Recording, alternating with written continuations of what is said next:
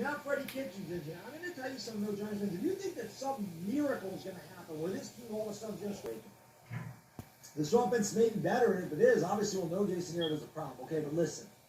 The Cleveland Browns in 2017 were 0-16. They got Baker Mayfield. Baker Mayfield in 2018 set a rookie passing touchdown record with 27. And if I'm not mistaken, it was Hugh Jackson, and I think Greg Williams finished the year. They won 7 games. They were 7-8-1 after going 0-16. They were the sexy pick in 2019 to be the AFC Sweethearts. Freddie Kitchens was the head coach of that team. Baker Mayfield had an absolutely terrible season. Cleveland was 6-10. He got fired. And then Stefanski comes in there. Baker Mayfield last year, 26 touchdowns, 8 interceptions. Okay? So, all right, sorry about that. I had to take that call. So Baker Mayfield, 26 touchdowns, 8 interceptions. And Cleveland wins 11 games after Kitchens is here. Freddie Kitchens actually did call plays. One game for the New York Giants last season, because Jason Garrett was on the COVID list. And Freddie Kitchens called the offensive plays for the Giants against the Cleveland Browns, ironically enough. And the Giants, with Freddie Kitchens' great mind and execution, scored 6 points. At the end of the day, the players have to execute. The quarterback needs to do more than one look and a throw, okay? The offensive line needs a block. Saquon Barkley needs to stay healthy, and I don't even know what Saquon Barkley is anymore. These receivers need to get open. They need to make people miss. They need to catch the ball. It's not Jason Garrett's fault that Daniel Jones ran to the right side of the field and threw the ball back across his body to a wide-open nose tackle.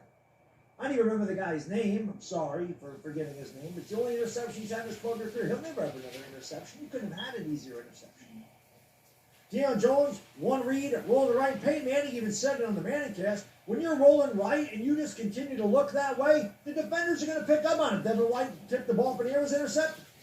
Daniel Jones has 49 turnovers in 37 games. Well, that's not Jason Garrett's fault either. Jason Garrett's not throwing the ball. Jason Garrett's not fumbling the ball. It's not Jason Garrett's job to climb the pocket.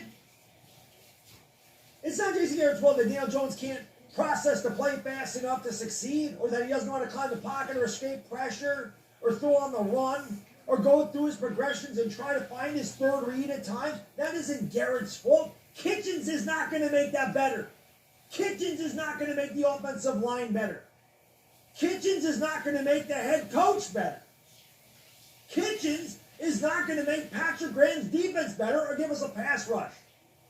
Let me ask you this. Was the defense any less embarrassing than the offense last night? Do you really sit there and go, wow, the defense turned in a hell of a game. We ended up losing 13-10, but because the offense could get... No! The Patriots had 19 first downs and 43 plays in the first half last night, I should say. 19 first downs in the first half on 43 plays. We had 15 first downs in the entire game. Jason Garrett is a lot of the reason to blame here. But he is certainly not the only reason. And there is no way anybody could possibly think that when he leaves, all of a sudden the Giants are going to find it. And Daniel Jones is all of a sudden going to go through his progressions and be able to climb the pocket and do all the little things that quarterbacks do. And you know what? Daniel Jones had over 3 seconds on average to throw the ball last night. So let's not talk about, oh, he's getting killed. He was getting killed at the end of the game because the Buccaneers knew that he didn't have to run. They knew he didn't have to run. Or they knew that they weren't going to. They knew he was going to pass, so they could just pin their ears back and go after him. So, of course, at that point, you're going to get some pressure.